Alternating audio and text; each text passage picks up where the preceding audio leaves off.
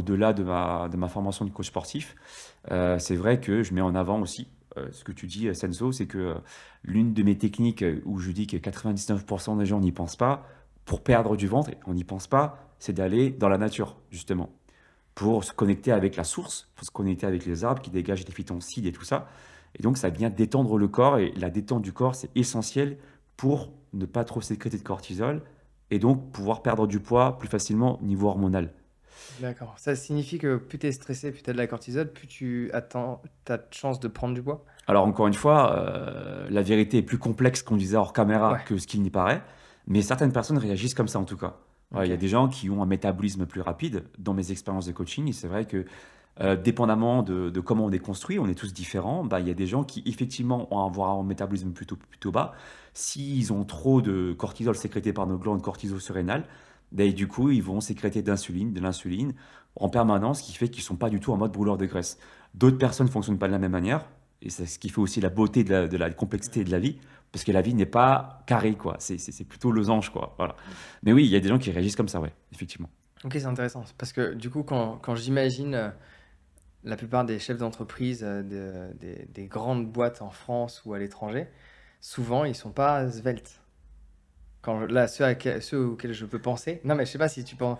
C'est une Pense à. remarque intéressante, toi. Non, mais c'est vrai, non, mais quand tu penses. Alors, il peut y avoir plein d'autres facteurs qui gèrent ça. Sauf que vu Hmm. qu'ils sont confrontés à une source de stress Bah, extrêmement importante, Ouais, on a tendance à pas s'en rendre compte, mais c'est le cas. ouais. À ma petite échelle, forcément, comparé au PDG de Total, tu te doutes bien que le niveau de stress qu'il doit gérer, et ça va être très complexe. Et quand tu regardes l'entièreté de ces PDG, ils sont jamais ultra secs, hein. Alors, Mm. sauf Giorgio Armani, que j'ai regardé un reportage, j'étais un peu bluffé par la cadence dans laquelle il a plus de 70 ans et tu sens qu'il a il est réglé, quoi. Il est vraiment très bien conservé, il a une forme physique incroyable. Mais c'est vrai qu'en général, ouais, on peut penser au PDG bidonnant. Mm. Euh, ouais. C'est l'image qu'on a en tout cas quand voilà la première image c'est ça quoi. Parce que souvent on a les PDG, enfin je parle de ceux qui c'est un peu caricaturé hein, désolé mais c'est un peu celui qui a tout à charge en fait. Mhm. C'est lui qui est le big boss et qui va diriger un peu son bateau et donc lui il est chargé quoi. Et donc quand on est chargé énergétiquement, bah, vous le savez je pense Une mais bonne manière tout se de. passe d'abord dans le côté invisible voilà Mhm. avant de toucher au côté physique. Donc, bah, ces gens-là, s'ils maîtrisent mal, et c'est pour ça que je trouve ça hyper intéressant de s'intéresser au dev perso pour pouvoir à la fois porter la charge énergétiquement, mais aussi physiquement, quoi. Mhm. Parce que les deux, finalement, sont plutôt liés, quoi, en fait. Je sais pas ce que vous en pensez d'ailleurs de ça, de la caricature en tant que telle. Moi, je suis pas contre la caricature parce que je trouve que ça permet de polariser. Et en polarisant, parfois, on arrive à mieux trouver le milieu.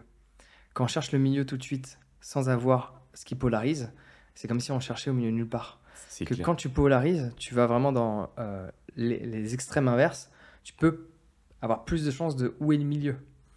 Je sais pas, donc moi, la caricature, personnellement, ne me dérange pas. Je sais que souvent, parfois, ça dérange, c'est comme la généralisation.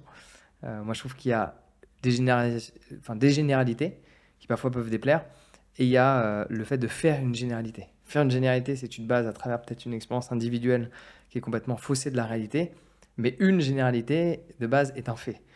Et la caricature permet parfois de voir en fait où sont ces généralités. Je ne sais pas si c'est le cas, par exemple, on va prendre un truc marrant, les Portugais sont poilus. Mm. T'as des jeunes, il paraît. Non, j'ai des gènes, il paraît, mais apparemment, ils sont pas assez prononcés.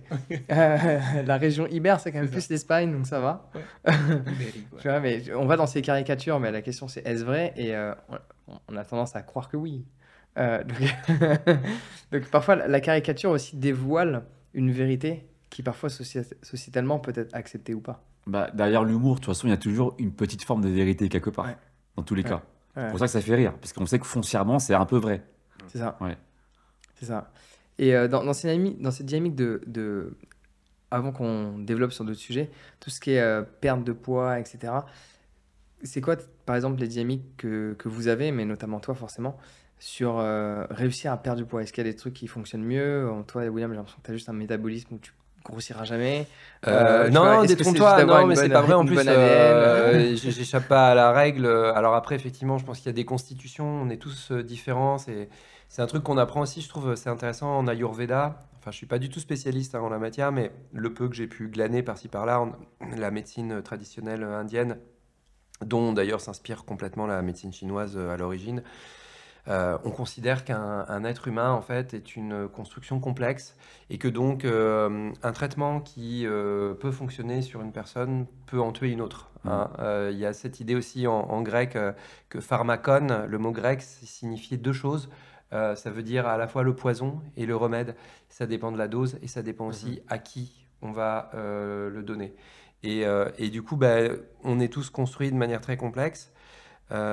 Et du coup, ce qui va fonctionner pour une personne ne fonctionnera pas pour une autre.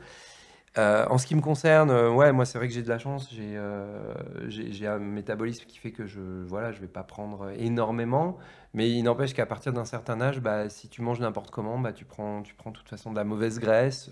Ça va pas forcément être quelque chose de très prononcé vu de l'extérieur, mais ça existe, ça peut quand même exister. Et à ce moment-là, moi, il y a des trucs qui me paraissent intéressants à creuser. C'est le jeûne intermittent, par exemple. Moi, je sais qu'à un moment, j'avais pris quelques kilos un peu en trop et j'ai fait un mois de jeûne intermittent où en fait, j'arrêtais de manger le soir à 8 heures et je ne remangeais pas avant le lendemain midi. Donc ça participe d'un processus.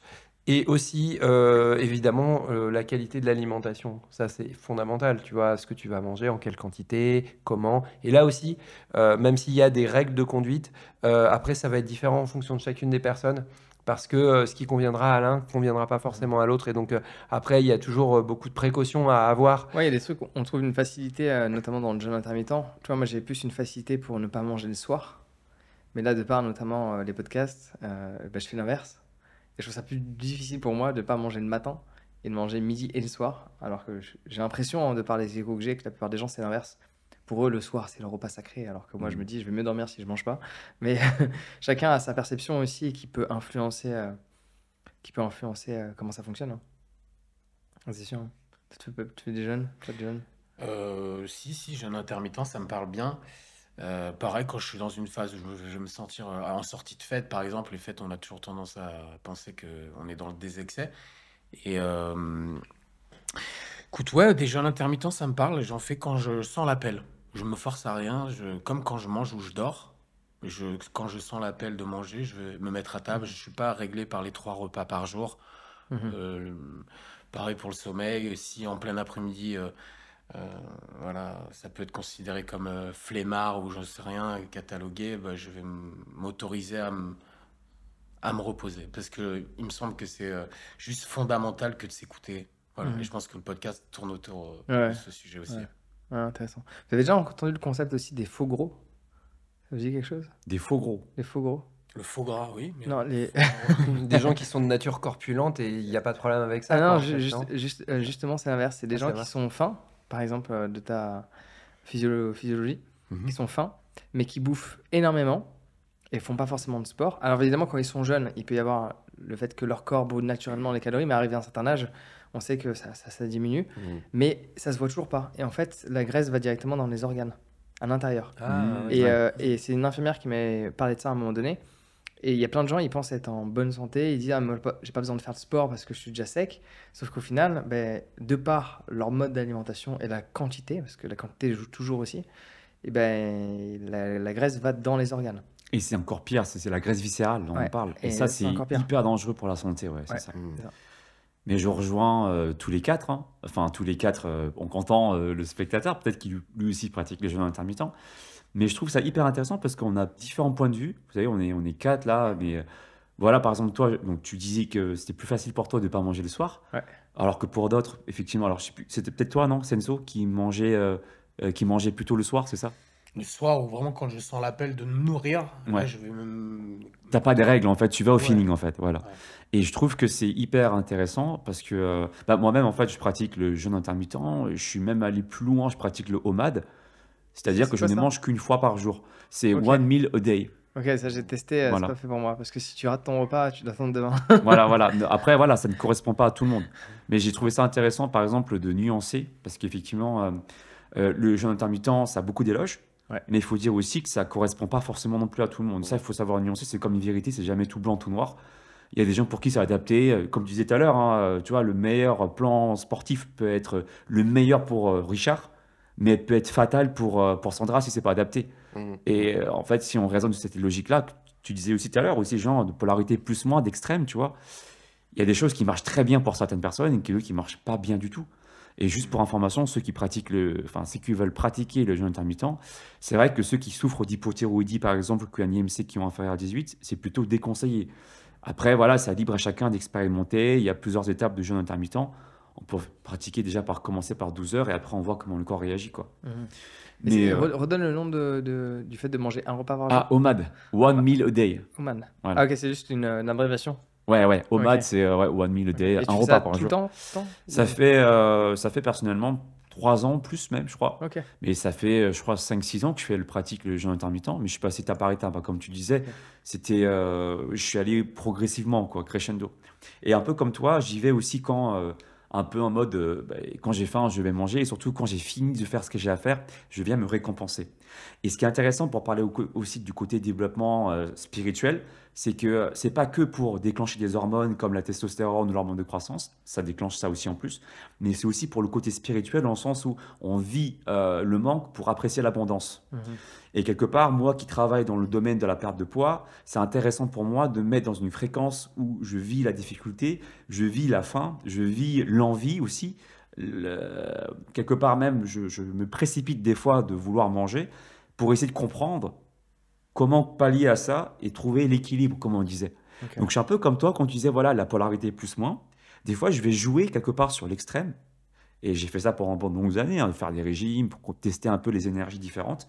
Et ensuite, d'y mettre mon avis personnel avec mon expérience et ce que dit Mhm. la science. Mhm. Voilà. Et ça me fait penser, enfin, je rebondis sur un truc là, justement, à propos de l'alimentation, c'est aussi la manière dont on mange. C'est-à-dire que la manière dont on aborde la nourriture, le fait de cuisiner sa propre nourriture, Mm. évidemment, ça n'a rien à voir avec le Avec fait l'acheter. d'acheter de la nourriture industrielle ou même d'aller au restaurant, parce que on commence déjà quelque part dans l'énergie à digérer ce qu'on va manger quand on coupe ses oignons, etc. On est déjà en train de préparer le corps à ce qu'on va manger. Ouais. Donc le On rapport est pas la même. Normalement, si ce que tu cuisines semble bon, tu salives déjà, donc tu prépares déjà le système Tu digestif. te prépares, ouais. Alors, Et puis le fait si de... ça a l'air bon. Oui, voilà, non, bah, tu vas pas te préparer un truc que t'aimes pas, a priori. Mais en plus de ça aussi, le fait de mâcher les aliments, prendre le temps de mâcher, de manger lentement, de mettre de la conscience. Ah tiens, je savoure le goût. Voilà, mais même si c'est des frites, tu vois, je les savoure, je les mange en conscience. C'est pas pareil que de se gaver en regardant un truc, parce que quand tu te gaves en regardant un film ou une série, t'es ni en train de te concentrer sur ce que tu manges, ni vraiment en train de te concentrer sur ce que tu regardes. T'es présent à rien en fait. T'es dans la compulsion. Et le Mm. problème, c'est que on est dans une société qui est encore beaucoup basée sur la publicité, les instincts, la pulsion, etc. Et donc nous, ça nous oblige, si on veut adopter un chemin plus équilibré pour nous, à mettre de la conscience sur les choses de la vie quotidienne, et l'alimentation, c'est fondamental. Et je terminerai juste là-dessus pour dire que dans la manière dont on éduque les enfants, en fait, j'espère qu'à un moment, dans les écoles, on prendra ça vraiment plus au sérieux et qu'on fera une vraie éducation à l'alimentation, en fait. Parce que les pièges sont partout autour de nous. On va dans un supermarché, moi quand je regarde 90% des choses que je vois dans les supermarchés, je me dis mais j'ai pas envie de les manger. Enfin, instinctivement, je vois bien, c'est La pas de la bonne plupart nourriture, des gens quoi. achètent toutes ces boîtes dans les supermarchés de par l'inconvénience du temps.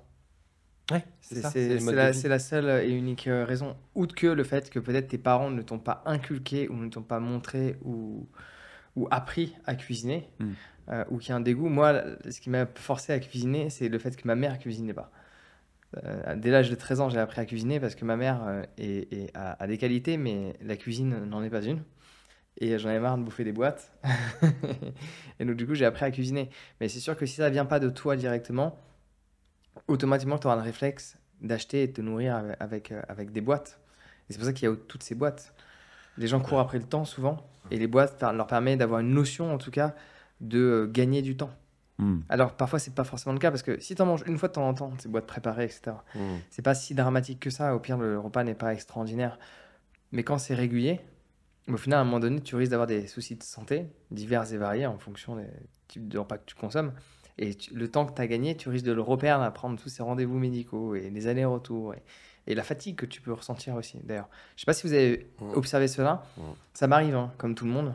Alors, si tu as un repas par jour, peut-être toi, tu fais pas ça. Mais quand tu manges 2 ou 3 repas par jour, ça nous arrive à tous à un moment donné de manger. Alors, je vais jamais manger des repas vraiment préparés, mais là, j'ai acheté des gyoza congelés. Parce qu'on a mangé dans un restaurant vietnamien. Mm.